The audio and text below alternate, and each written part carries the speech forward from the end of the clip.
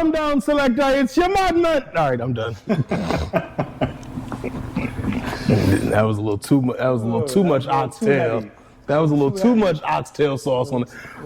Welcome back to the Cadence Cousins podcast. It's me. It's your bestie. Please don't test me. And to my left, I have two guys. Drew. He's from the York. It's Drew York, and he's also fit. So if you put them all together, it's Drew York, and he's fit. And that's Spiv. Otherwise known as what did they call you? They call me Spiv Nice. Spiv, he's not nice when it comes down to I'm brothers and sisters, cousins of all ages. The boy's not nice, but go ahead and lie to the people. Continue. Yeah, they call me Spiv. Real name is Damon. Spivey. Spiv comes from my last name, Spivey. Going through high school, couldn't get my pronunciation right. They're called Spivey, Spivvy. So one of my friends shortened it to Spiv, and it kind of stuck with me from that point on. I was like grown until I realized that my last name was actually Best. I was like, you know what? I'm gonna tell everybody that my middle name is The. Oh, yeah. So that was like a revelation. I was. Oh wow. Yeah, that's pretty.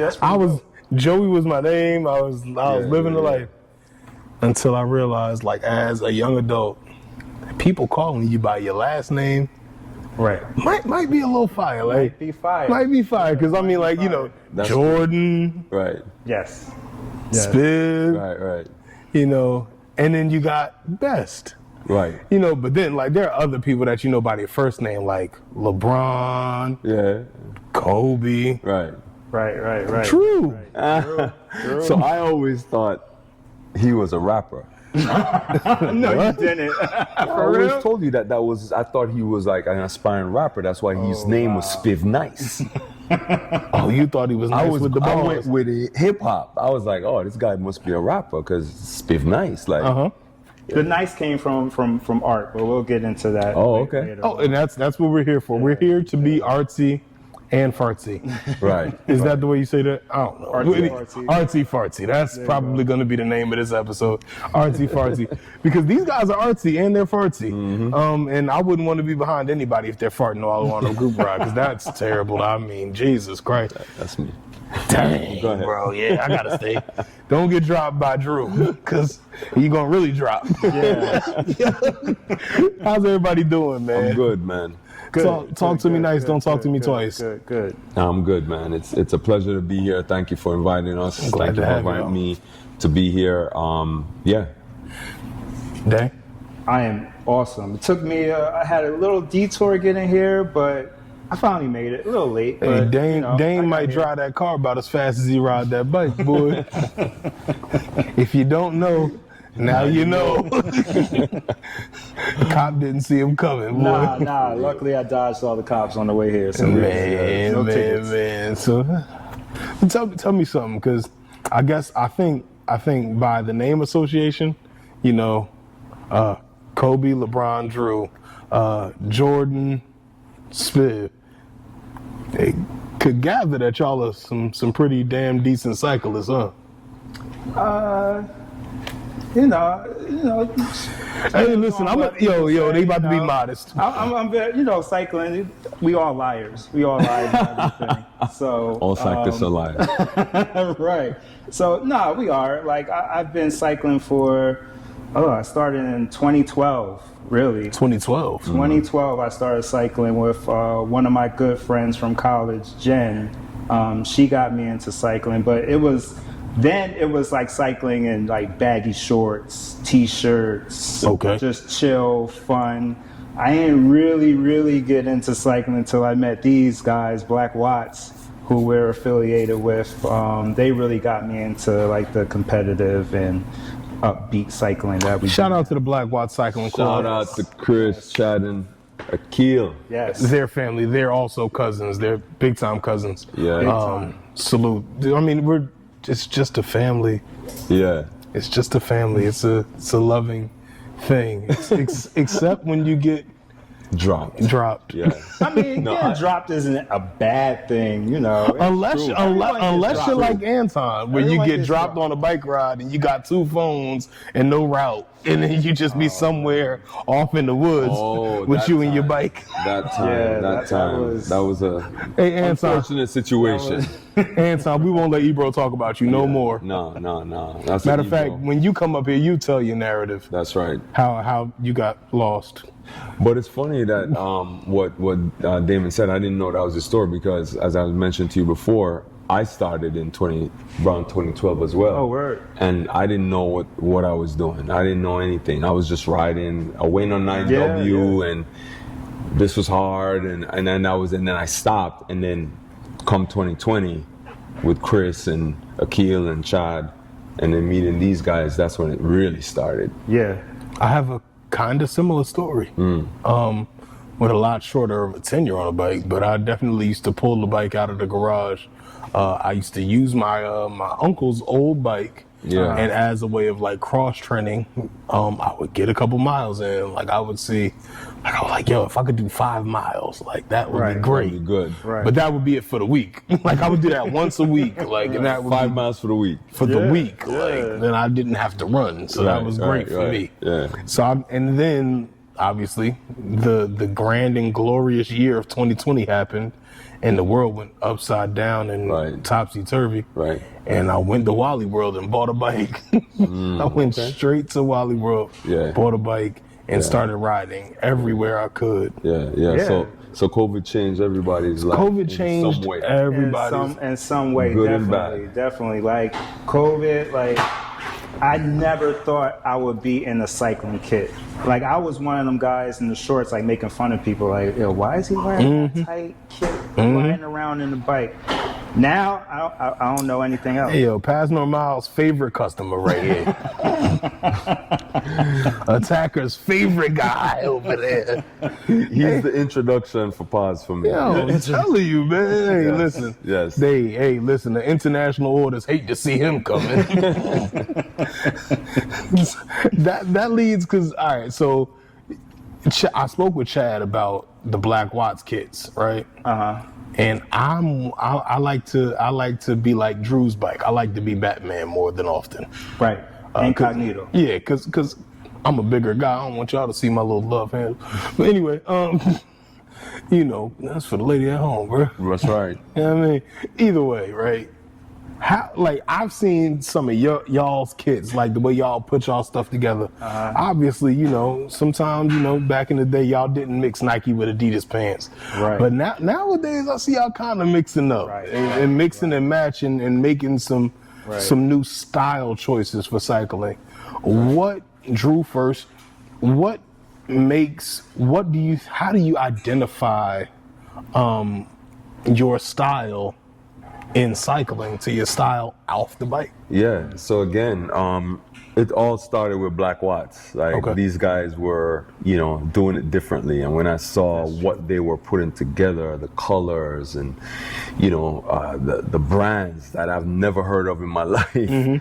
And then the prices I've never seen in my life. Never seen no prices. I've never for seen no prices like that. And I was always the guy to be like, there's no way I'm buying that.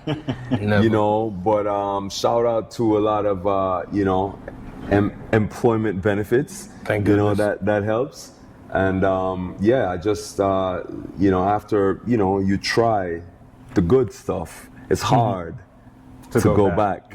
Right. So after you try, the first thing was Rafa. I was on the Rafa kick, Rafa, and then, you know, started jumping out to Map and Paz and all these things. But you realize the quality, and then when you start doing these long rides, you realize like it's not just looking good. It's the technical aspect of the kits. Right? I get it. Yeah. Spiv, talk to me. Well, let me see. Cause you put some different colors together, man. It's all one brand though. Spiv got a denim bike. It's denim, bro. I thought it was jean colored. Well, one of the reasons why I really stuck with Paz as a brand is because they have so many interchangeable colors that you can wear. Tell them to call me. Tell them to call you. 3X. They need to call. They need to call me first. Oh, That's right. We got to get hooked Back up to it. first. We got. Once I get hooked, I got you. Got you. I got you. Cousins. I got you. But no, I was able to buy like a couple different kits, and I didn't even buy kits. I would just buy one-off pieces. And when I first got into pods, they used to have a section called Index. They still have it now, but it used to be on the site all the time. Now that they blow up, they put it on there like maybe once or twice a month here and there. But I would build up my stock from there, and then I would just, mix and match things. And I don't have a lot of kits, but I just mix and match, Oh, man. however I'm feeling. Yeah. So, I also noticed that you have a pair of Nike cycling shoes, but they're not necessarily Nike cycling. I'm telling you, I'm in here being artsy fartsy with my guys, man. Yes. So you painted. Yes. So, So like there's a S-Works Nike. cyclist, Justin Williams. Shout out to Legion of LA. Yes, they used to have custom sneakers, and I was like, yo, that's pretty fresh. I was like, you know what? I think I'm in the arts. I know how to paint and do it. I was like, let me see if I can come out with something on my own. So I got a pair of S-Works lace-ups that were just plain black, and I did a Nike swoosh and made them into Kobe's, and that's the shoes that you see me in now. Yo, the Mamba cycling shoes might be the hardest thing. Again, when you say their first name and you know who they are, Right. it gotta be greatness. Right. It's gotta be greatness. It's gotta be greatness. So, I guess we should be a little more circular. Dane, tell me about your background. Where you from, man?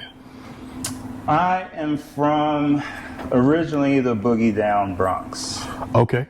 I am from the Bronx, but I grew up in Jersey. My father, he owns a barbershop in the Bronx called Rosie's Unisex Salon. And when I was born, they were like, all right, let's get him out of the city and into suburbs. And so once I came along, they moved us to Jersey. I was raised in Piscataway.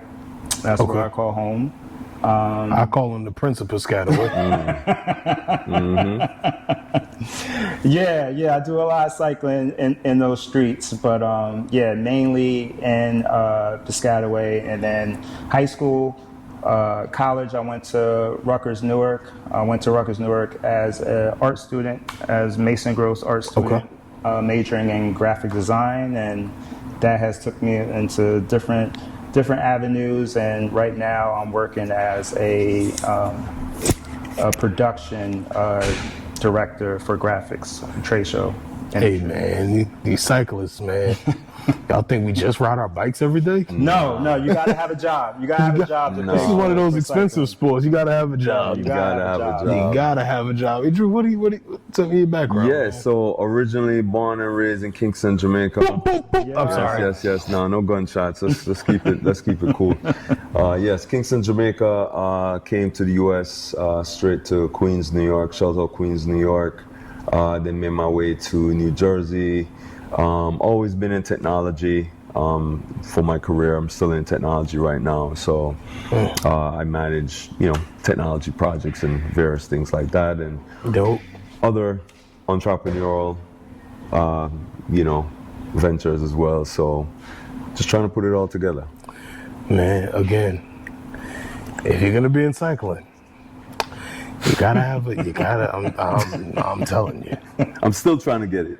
Yeah. You gotta have something. Yeah. The funny thing is, like, I think we're all connected a little bit because you're Jamaican, and I'm like 12% Jamaican. 12%. My grandfather's mother was born in Kingston, Jamaica. Okay. Her name was Rhoda Allen. Rhoda, yeah. Oh. So that's a Jamaican Allen, name yes. if you never heard one. Allen, yes. If you have Jamaican friends, 9 times out of 10 their grandmother has a name like unto Rhoda, something like that, or a hyphenated name. Yes, So yeah. you'll I'm just ask your Jamaican friends. That's right. And then get the oxtail. Right. And don't say the S, or else they won't like you. One of the things for me, right? But when I first started coming around and seeing all of the people, I was immediately taken aback by how many of us were in this little insulated community. Right? And I'm so used to seeing us like where we are in Newark, in the Essex County area. I had never come up this way. And then when I came up here, I was like, wow. And then I saw us and I was just like, I had this weight on my shoulder and then the weight was off. I was like, okay, so the bros are here. Immediately felt safe, immediately started introducing myself. Not that I wasn't introducing myself to anyone else, but it was something of a motivator for me. You ever saw that video of that guy that's hiking and he's like in really good shape and he was just excited to see other black men? He was like, yes, as long as y'all are here, then I know I'm here and I know where I'm supposed to be.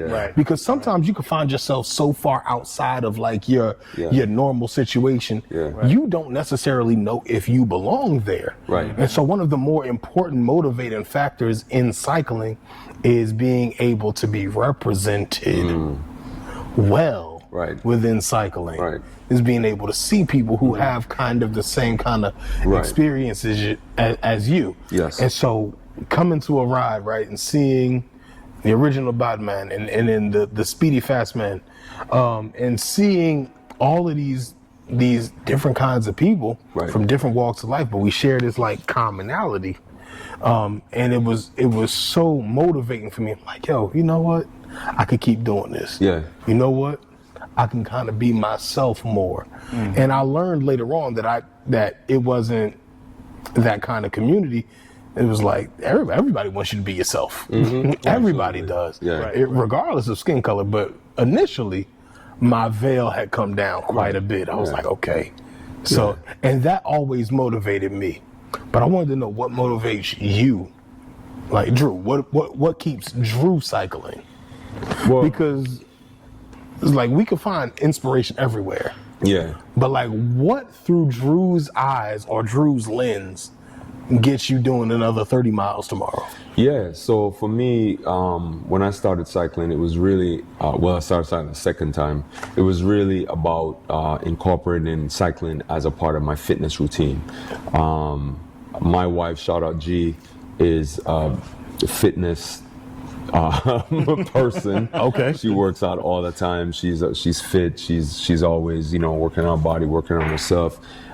So I incorporated cycling as another part of, weightlifting and running and doing all of that. So with that, having that as my cardio workout, right?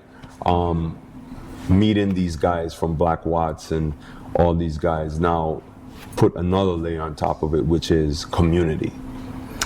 It's important. It's important. So for me, in addition to just it being just part of my fitness routine, now I have layered community on top of that, right?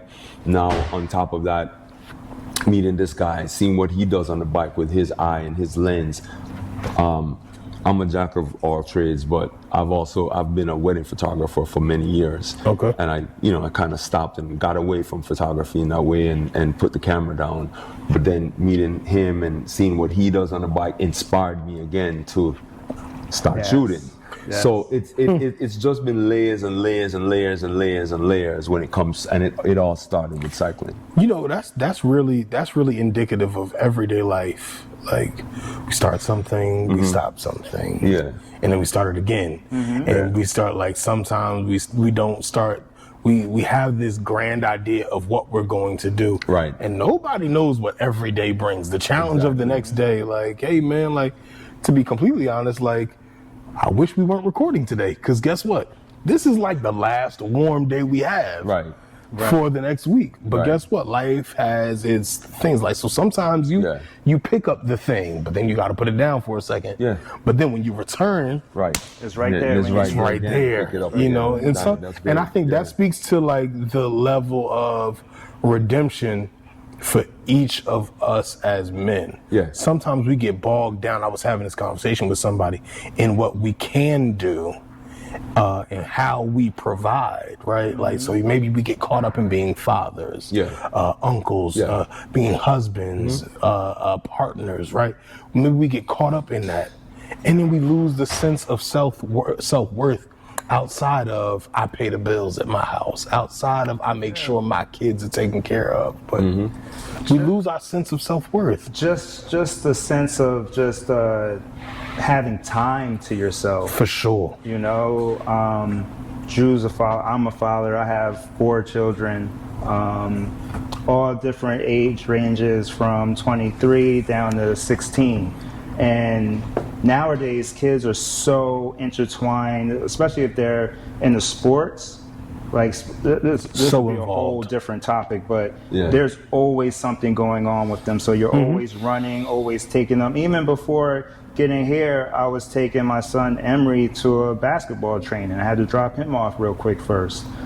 So cycling for me is definitely a outlet. Like when I'm riding, a lot of times, I used to ride with headphones, but now I don't even ride with headphones anymore. I just want to be able to zone out. You want to hear that? And just enjoy the ride itself and just hear the sounds and everything around me, because it's really a time for me to have an outlet and get like all that stress off of me. And like what Drew said, it's community. 2020 was horrible for everybody, but it was also good in a sense because we all it met. brought a lot of people together. Like-minded people, Before 2020, I didn't even know they were like black cyclists out there. I thought it was just mainly everyone else but us. And then 2020 came, and shout out to Brothers United. I rode with them for a little bit. That's where I originally met Anton.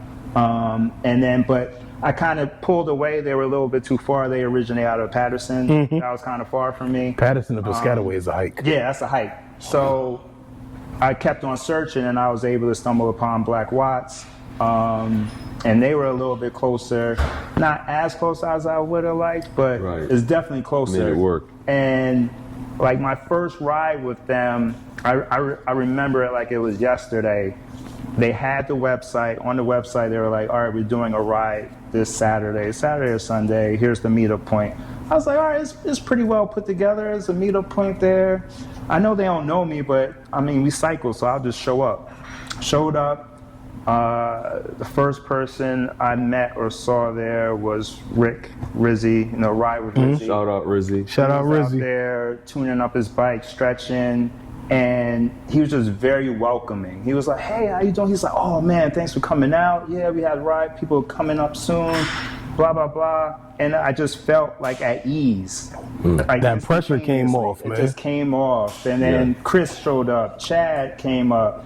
And then we went on a ride, and we were just chilling, talking, vibing. And it was like nothing I ever had before. I think one of the biggest things again is just having a community. A community of like-minded people. And I think that's one of the biggest missions as we kind of wrap up this first little segment of this podcast. That's one of the missions of this whole effort is to, I guess, say you and me right here. Yeah. We ain't going nowhere. You and me, we right here. Yeah, we not going nowhere. That's what and the thing that unites us is, the two wheels. Right. And keeping up the cadence. So that's why we're cousins in that direction. Right. Cadence cousins. And so I think the cadence cousins, like that whole idea is more about, it encapsulates the family that I found. Right. Because sometimes we get stuck with our family. Like, everybody's family got some stuff now.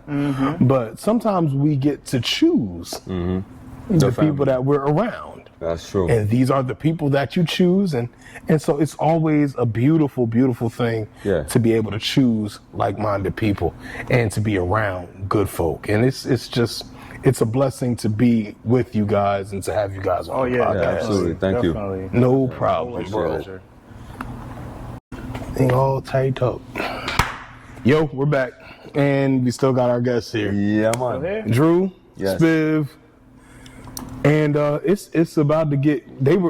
I won't tell everybody, but they was just doing some scouting around, in this here S-Works Lounge, it's not gonna look the same on Friday. I like that. It's the S-Works Lounge. I like that. It's the S-Works Lounge. I mean, you got to name your place. You got to call it something nice. That's right. Listen, man, if it's going to be for the culture, it's going to be for the culture. And we're going to effectuate change in the culture. So at the S-Works Lounge on Friday, this Friday, you'll see this the day before it comes, the day before. So you'll see this tomorrow. We're recording on Wednesday. You'll see it on Thursday. But this Friday, these guys, these two, and Felix, where you at, bro? Where you at, man? Felix will be there. Felix will be there. He's busy being addicted to cranks. He's busy. He's a crank addict. He's a crank addict. And we serve watts. We serve watts, big watts. But on Friday, we'll serve some art. We'll serve some art. If you ever go on to Spiv's Instagram, all you'll see is these black and white photos. And it's like amazing black and white photos, bro. Put it in the Photoshop, shot the exposure up through the roof, and was like, "Ooh, I got him," and hit him upside the head with that one. I'm like, different, very artsy, fartsy. So, what drove you to, first of all, how did the cameras stay? That was one of my first things. One of my first things when I started riding with these guys, I was like, they all got cameras in their jersey. I know the way I sweat on the ride, bro. I don't even want to be around people too much. Do the cameras get sweaty? I guess they do. Not to the point where you can't use it though, right? So how it started for me was I was just using my iPhone and taking pictures, and then I saw. Shout out to Taurus. They gave me a nice case. I like this case. It helps me. It has a little handle, so I'll take photos from it. Right. They gave me a World Cup case. Nice. Very fitting. Very fitting. Very fitting. Looks clean. Yeah. So I saw Dame doing it, having his camera, and I was like, wow, that's cool. And then when I saw his pictures, I was like, this guy has an eye. I was like, this is amazing. Like, I don't even know how he gets these shots. And then I was just inspired again. That really just inspired me to pick up the camera again, because as I said, I was doing wedding photography, put it down, didn't feel that creative. But seeing him do it and seeing how he did it, I was like, wow, this is something I definitely want to do. And then Chris was also taking pictures, and he inspired me also to encourage me to continue shooting, and Anton and all the guys, everybody's just encouraging of it, right? So when about the show Engine Noise, I called him up and I was like, damn, I really think that you should show your pictures in an exhibit.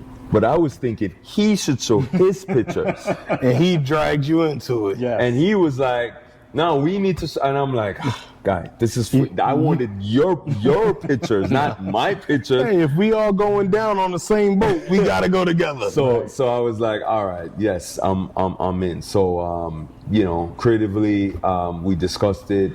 He's the creative person behind all of this. Like, he's the reason why I even came up with the idea. He sits like a creative director. Yeah, you see it, right? He sits like a creative.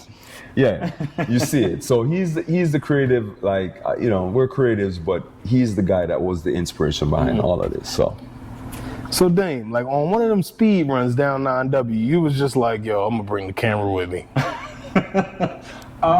Is that how that started? If y'all have never seen Dame riding down 9W, first of all, he looks like Major Taylor when he rides, because I don't know if the you've ever back seen a picture is of Major Taylor. He studied the picture, bro. Like Major Taylor. Major Dame. Yeah. So it goes back to, again, what Drew was mentioning, how you have a love for something, you put it down for a little bit, then you pick it back up. That's the same thing with me and photography. College, I was always in the dark room, printing black and white prints around campus, shooting. And then once work started, what's that? What was you printing? Black and white prints. Black and white prints. And film. in the dark room. Oh, this was back in the 60s when y'all used to have them little... The 60s. Nah, I'm not that old, but no, this was around 2000.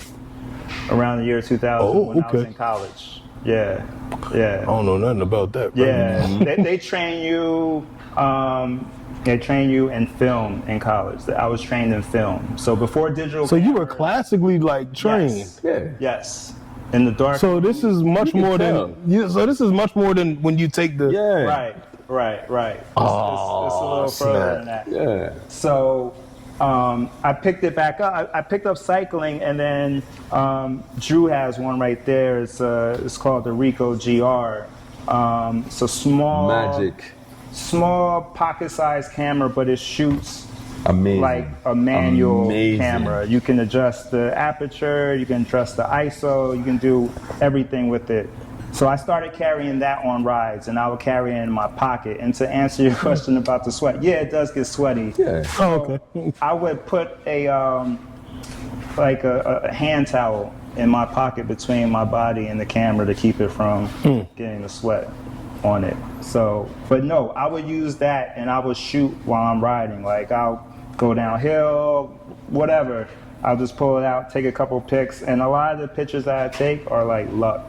To be honest That's with you. called shoot and pray. brother man. They are luck. Shoot and pray. Are we calling it luck or are we calling it muscle memory? Nah, sometimes it's shoot and pray, bro. Yeah, shoot and pray. Aim and pray. Okay. Yeah. It's shoot and pray. Like so tell me something. Look at an angle and let it go. Yep. When out of all of the pictures you've taken, where was your favorite place? Where was the place that said to you, yeah, I really like taking pictures while riding this bike? Wow. Because one of the things for me, right, like I take pictures, and it's a little immature or whatever, but on my phone, and I like, you make it to this like random place that nobody goes to unless you're a cyclist, and nobody so say you get to the top of the hill, and you just like, I made it to the top of the hill. Right. And then magically, because it's after work, now you see the sun starting to set over the horizon. Right. And so you take a picture of you lean back, you open up the zoom all the way, and then you take the picture of the handlebar, and then you get the sunset off on the horizon. I'm like, man, I really did it. I really. This is your inspiration? Well, I'll be right on the top of Bloomfield Avenue feeling on top of the world, baby. Oh my God. Woohoo! I will say, and it's probably always been this way, and I'm sure Drew will probably agree. Shooting in New York has always been my favorite place to shoot, even in college. It's a canvas. It's always been my place favorite place to shoot. Yep. And with cycling as well. Whenever we do a ride to New York, I definitely have to make sure to bring my camera, especially with shooting black and white. The most important thing in black and white is the contrast. So in the city, you have the buildings, you have the shadows, you have different lights. So it's almost hard not to get a good shot out in the city in black and white. Yeah. New York is the perfect place for photography. I mean, it's just art all around you. It's so much going on, so much to take pictures Absolutely. of. So many nuanced things, so many nuanced experiences you could get on one street corner in New York City. Yeah. Mm-hmm. So you can have you could walk past the millionaire, and then 3 steps later you can walk past the pauper. That's right. So it's so much diversity, socioeconomic, economic, so all of the diversity exists, just right on one corner. It's like, wow, this is really the crossroads of the world. And so I can understand and appreciate, little old me, little old you, just riding through this microcosm of society, and then you're like, wow. Definitely gotta be careful though. My bike. Definitely gotta be careful. There's a lot going on. You gotta know how to maneuver though. For sure. Yeah. For sure. Because driving in New York is not for the faint of heart. Cycling in New York is also not for the faint of heart. And yeah. It's, but just taking pictures on the bike, this guy's caught me going downhill 30, 40 miles an hour, man. Yeah. And I'm like, thank you. I strapped the GoPro up. Yeah. I don't know if I'm going to be taking that picture, but thank you. Yeah, you can. God bless. Hey, you first. Yeah, I don't know how he does it, but it just comes out amazing, So, Y'all went to Majorca, what, twice? I went once. Went once. Yeah, it happened. Yes, we didn't go last year. The event happened twice. Yeah, we went for the first one. They did another one this year. Yeah. And Zwift took care of all of that, right? Yeah, we It was a Zwift event. Yep. Through Zwift to go. Yeah. So take me to Majorca. Mm-hmm. You would love I'm taking pictures of the food, Playboy. You would love it. The food is amazing. The views are amazing. I'm over there on the beach. Yeah, y'all. Give me the beach sandals. is too cold. Really? Yes, you won't be swimming. Well, when we went in what, April? You may get a hot day, but the water is freezing. Yeah. Okay. Yeah. Yeah, but Majorca was amazing. Yeah. What best place that you've ever taken a picture? Like the best You mean cycling though? cycling?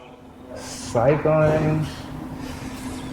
Mallorca would be up there though. Mallorca would definitely be up there because the architecture, the towns that we went through was just like amazing. The Majorca food, you got to tell me. The paella? Paella was off the chain. Did you take pictures of the paella? I did not take any You're pictures. too busy eating. I Huh? was tired. too busy eating, tired, trying to recover because we did. What we do like the first day? We did like 40 miles the 40 first miles. day. Yep. 40 miles. Then we did like 50 the next. We were That's just right. And then riding 80 the whole next time. day. Oh, yeah, I was just 7,000 clucking. feet of Everything was elevation. Yeah. Yeah, it was a Wow. lot. But for me, the steaks were good because it's Spain, and the food was just amazing overall. Yeah. Very. I wish. One day I'll take the trip. I'll take the trip. You I'll love definitely it. You take have the to. trip. As a every cyclist definitely take the trip. should put that on their list to go to Majorca and ride. It is cycling paradise. Well, so all right, as we wrap this up, we got to talk about engine noise Yes. because I mean your bike got a motor on it because you be going kind of fast. It does. So engine noise, and I know I get this question a lot. They're like, "What is engine noise? What does that have to do?" I didn't even know how to read it. What The does letters that have was to all do with mumbo cycling? jumbo. Yeah, it's jumbled. But as we know, engine on a bike, the engine is the cyclist. Okay. The cyclist is the engine. Noise is the resolution, the pixels of photography. That's where you get the noise. So engine, noise, combined cyclist, photography. Okay. That's how I combined the name and try to be a little clever with it and came up with engine noise. What's the date for this auspicious event where cycling and art and photography meet? Yeah. It's going to be Friday, May 22nd, 6 p.m. to 9 p.m. right here at the Esworks Lounge, Hilltop, Madison. Hilltop Madison, Bicycles, New Madison. It's first time we've ever done something like this. It won't be the last. Yeah. It probably won't be the last, but really looking forward to it, really excited about it. Come and just mingle and talk about the pictures, the times, the memories, and just, have a good time. Right. And you don't have to be a cyclist to come either. You Yes, can just, It's not cycling exclusive. No. It's not cycling exclusive. If you like artwork, you like photography, you can come just for that. Right. But we're going to have some amazing pictures here. My man Drew, I'm so happy that he got back in That you shooting. cajoled him into taking pictures. Yes, he did. I mean, he talks about my eye, but Drew has a really, really good eye, and it's been really nice seeing him pick up a camera again and shoot. The same with Chris too. Chris has been shooting more. Shout out Tron Rides. He's been shooting more lately. Salute. So I'm just happy to see the number of people who are picking up cameras, whether it's regardless of they're seeing me shoot or they're seeing other people shoot. It's just a nice way to document the rides, and we can always have something to look back to. Maybe when we're older, be like, hey, I remember when I took that as Drew. Absolutely. Going down a hill at 40 miles per hour. That's right. One thing. Yeah. Are pictures for sale? Somebody asked me. Pictures can be for sale. If we do decide to sell them, we would give it to, we'll make a donation to a nonprofit or something like that. That's what's up. We'll work that out. That's what's up. But yeah, they can be for sale. Yes. Absolutely. Yes. Well, I think we've covered it all. Yep. Hey, on the next route, I'm not getting dropped. Shout out to Engine Noise. Shout out to Black Watts. Shout out to the Cadence Cousins. Shout out to Craig. You, man. Shout out to you. Yes. Me too. I get a shout out. Yeah, thank Shout you. out. Thank you for this, man. Thank you for Yo, this. it's To the best. To the best. The best. Yeah. the best. Again, yo, it's your bestie. Please don't test me. And all to my left, you got Drew York. Fit. Because Drew York fit. Because he's fit. And he's Drew. And Yeah. he's from a place called York. There's a new in the front of that. And then you got the fastest Prince of Piscataway that you ever did see. The Prince of Piscataway. Spivvy. The Prince of Dame, man. Listen, look, it's been a pleasure, fellas. Yes. It's always all love. I'm glad, as always, to have you all as my Cadence cousins. Yep. Craig, you in the club too. That's right. And next time, we'll see y'all all. And we're out. Peace and love. Later. Take care of yourself. Don't do nothing we wouldn't do.